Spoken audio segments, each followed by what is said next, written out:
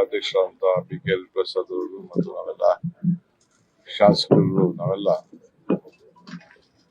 ರಾಜ್ಯದ ಒಬ್ಬ ಹಿರಿಯ ರಾಜಕಾರಣಿ ಹನುಮಂತಪ್ಪನವರು 1979ರಿಂದ ನಾನು ಬಲ್ಲೆ. ಅವರು ರೈಲ್ವೆ ಕಮಿಷನ್ ಅಧ್ಯಕ್ಷರಾಗಿ ಕೆಲಸ ಮಾಡಿದ್ರು. ಅದಾದ ನಂತರ ಅವರು ರಾಜ್ಯಸಭಾ ಸದಸ್ಯರಾದರು. ವಿದ್ಯಾರ್ಥಿ ನಾಯಕನಾಗಿದ್ದೆ. ಆಗ ಪಕ್ಕದ ರೂಮಲ್ಲೇ ನಾವು ಬೆಳೆದಂತವ್ರು. ಅವರು ರಾಜಗೋಪಾಲ್ ನಾವೆಲ್ಲ.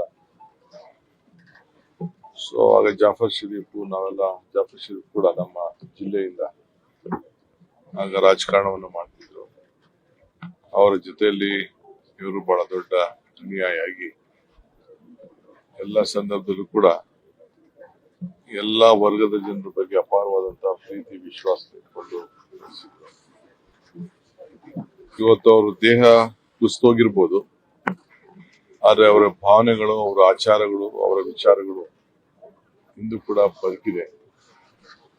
ಸೊ ಕಾಂಗ್ರೆಸ್ ಪಕ್ಷದ ಸಂಸದೀಯ ಪಕ್ಷದ ಕಾರ್ಯದರ್ಶಿಯಾಗಿ ಕೂಡ ಅವರು ಸೇವೆಯನ್ನ ಮಾಡಿದ್ದಾರೆ. ರಾಷ್ಟ್ರ ಮಟ್ಟದಲ್ಲಿ ಇಂದಿರಾ ಗಾಂಧಿ ಅವರಿಗೆ, ರಾಜೀವ್ ಗಾಂಧಿ ಅವರಿಗೆ, ಸೋನಿಯಾ ಗಾಂಧಿ ಅವರಿಗೆ 3 ಜನಕ್ಕೂ ಕೂಡ ವಿವಿಧ ಹಂತದಲ್ಲಿ ಅವರು ಮಾರ್ಗದರ್ಶನ ಕೊಟ್ಟು ಸಂಸತ್ನಲ್ಲಿ 3 ಬಾರಿ ಸತತವಾಗಿ ಲೋಕಸಭೆಯಲ್ಲಿ ಆಯ್ಕೆಯಾಗಿ ಸೇವೆಯನ್ನ ಮಾಡಿದಂಥವ್ರು. ಇಲ್ಲೂ ಕೂಡ ಚಿತ್ರದುರ್ಗದ ಅನೇಕ ಯೋಜನೆಗಳಿಗೆ, ಕೃಷಿ ಯೋಜನೆಗಳಿಗೆ, ನೀರಾವರಿ ಯೋಜನೆಗಳಿಗೆ ಬಹಳ ದೊಡ್ಡ ಹೋರಾಟವನ್ನ ಕಟ್ಕೊಂಡು ಬಂದು ಅನೇಕ ಸಂಸದೀಯ ವ್ಯವಸ್ಥೆಯಲ್ಲಿ ಬೇಕಾದಷ್ಟು ಬದಲಾವಣೆ ತಂದಂತ ಸಂದರ್ಭದಲ್ಲಿ ಬಹಳ ಮುನ್ಸೂಚನೆಯಲ್ಲಿ ಅವರು ಸಲಹೆಯನ್ನು ಕೊಟ್ಕೊಂಡು ಬರ್ತಾ ಇದ್ರು. ಸೊ ನಮ್ಮ ಆತ್ಮೀಯ ಒಬ್ಬ ನಾಯಕರವರು ಇವತ್ತು ಇಲ್ಲ. ಇವತ್ತು ನಾವೆಲ್ಲ ಅವ್ರಿಗೆ ಗೌರವನ ಸಲ್ಲಿಸಬೇಕು ಅಂತ ಬಂದಿದ್ದೇವೆ. ಬಹಳ ಸರಳ ಜೀವನವನ್ನ ಮತ್ತು ನಿಜಲಿಂಗಪ್ಪನವರ ಇದನ್ನ ಇಲ್ಲಿ ಶಾಶ್ವತವಾಗಿ ಉಳಿಸ್ಬೇಕು ಅಂತೇಳಿ ನಮ್ಗೆಲ್ಲ ಅನೇಕ ಸಂದರ್ಭದಲ್ಲಿ ಸಲಹೆಯನ್ನ ಕೊಟ್ಟಂತವ್ರು ಕೂಡ ನಮ್ಮ ಹನುಮಂತಪ್ಪನವರು.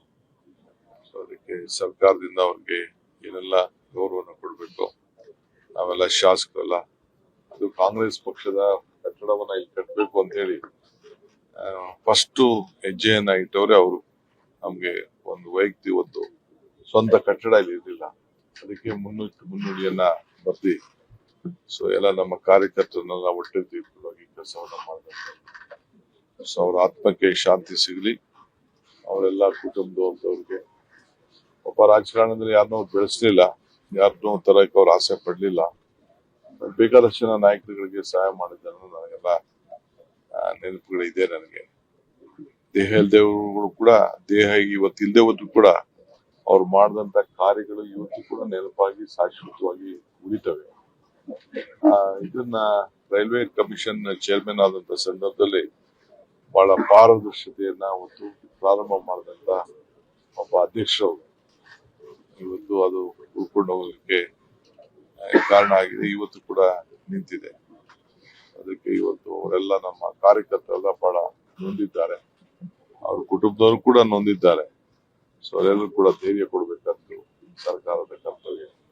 ಈ ನಿಟ್ಟಿನಲ್ಲಿ ನಾವೆಲ್ಲ ಅವರ ಆತ್ಮಕ್ಕೆ ಶಾಂತಿ ಸಿಗಲಿ ಅಂತ ಹೇಳಿ ಜಿಲ್ಲೆಗೆ ನೀರಾವರಿ ನಾನು ಒಂದೇ ಅಲ್ಲ, ಅನೇಕ ನೀರಾವರಿ ಯೋಜನೆಗಳಿಗೆ ಯಾವಾಗಲೂ ಕೂಡ ಬೆಂಬಲವಾಗಿ ನಿಂತ್ಕೊಂಡು ಸಂಸತ್ತಲ್ಲೂ ಧ್ವನಿಯನ್ನು ಎತ್ತಿದ್ದಾರೆ, ಸರ್ಕಾರದಲ್ಲೂ ಧ್ವನಿಯನ್ನು ಎತ್ತಿದ್ದಾರೆ.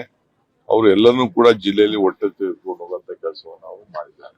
ಚಿತ್ರದುರ್ಗ ಸೇರಿದಂತೆ ರಾಜ್ಯದಾಗ ಹಲವೆಡೆ ಬರ ತಾಂಡವ ಬರ್ತಿದೆ ಸರ್. ಮಳೆ ಆಗ್ತಿಲ್ಲ ಅಂತ ರೈತರು ಹೋರಾಟ ಬರ್ತಾ ಇದೆಪ್ಪ. ಇವತ್ತು